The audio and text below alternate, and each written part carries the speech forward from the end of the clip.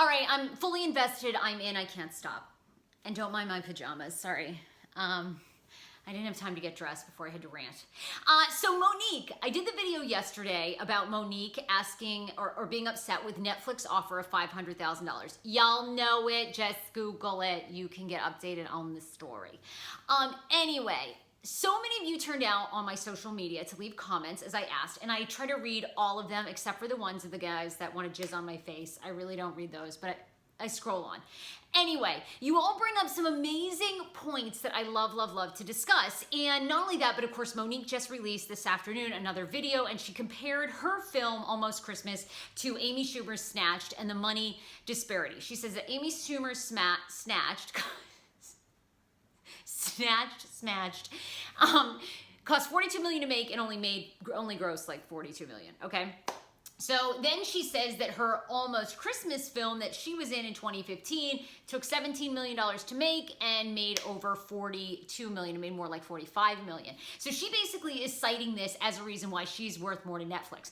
But the discussions are unbelievable, including, does Monique have terrible management? She's apparently managed by her husband, and a lot of people feel like he is mismanaging her career.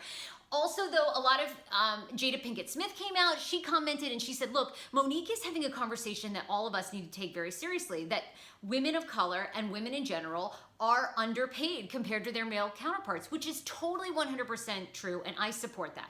Also, you guys made me realize, and you brought this up, is Monique was not asking for the same amount of money as Dave Chappelle or Chris Rock or Amy Schumer. She was just asking for more than $500,000. I agree, but my question to you is then what is Monique worth? Like, what would have been a legit offer? That's what I want to know. Then I also made the comment about Monique being difficult in Hollywood. And my friend Mike Way, you need to go to my Facebook page, which is Sarah Fraser, just hit pages.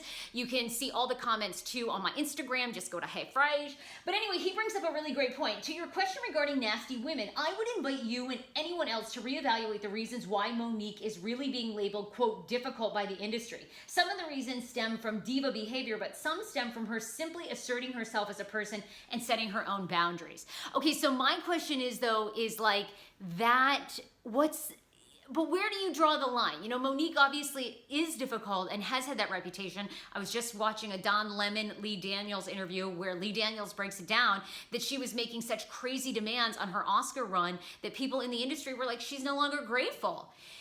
It is a game, don't you think? And here's my thing. I think as women, we should be outraged more at our management teams that are negotiating these deals. Look at Michelle Williams against Mark Wahlberg. Okay, yes, that was pay disparity, but also Mark Wahlberg's team was much smarter. When they were doing the recuts for that film, Mark obviously knew he had them by the balls and got way more money. Anyway, the conversation continues. I love discussing this with you. Check out Monique's video and see if you think if anything changes for you. And I'd be curious, what do you think would have been a fair offer and would be a fair offer as we continue this conversation? Yeah.